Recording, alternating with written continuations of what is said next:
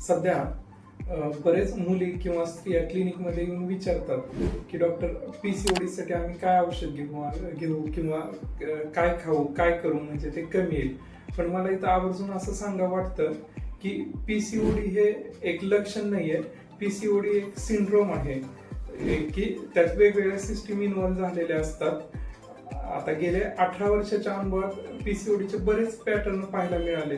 काही स्त्रियांना अति प्रमाणात ब्लिडिंग होतं, तर काही स्त्रियांना मुळीच ब्लिडिंग होत नाही. तात्पुरत्या हार्मोनल गोळ्या घेतल्या की ब्लिडिंग होतं, परत 3-4 महिने पिरियड येत नाही, पुन्हा गोळ्या घ्यायच्या, पुन्हा तसंच, हे असंच सायकल सुरू राहतं. तर काही जणांना अगदी थोड्या प्रमाणात स्पॉटिंग होतं किंवा काही स्त्रियांचं वजन वाढलेलं असतं, काही जणांची केस गळतात किंवा चेहऱ्यावर अनावश्यक केसांची लव वगैरे अशी वाढ झालेली असते.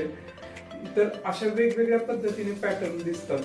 पण आयुर्वेदामध्ये आपण काय करतो, जेव्हा रुग्ण PCODचा रिपोर्ट वगैरे घेऊन येतो तर तेव्हा आपण आयुर्वेदानुसार त्याचं प्रकृती परीक्षण करून प्रॉपर केस टेकिंग घेतली जाते, म्हणजे रुग्णाची हिस्ट्री घेतली जाते आणि त्यानंतर मग त्या PCODच्या आजाराचं कारण शोधलं जातं.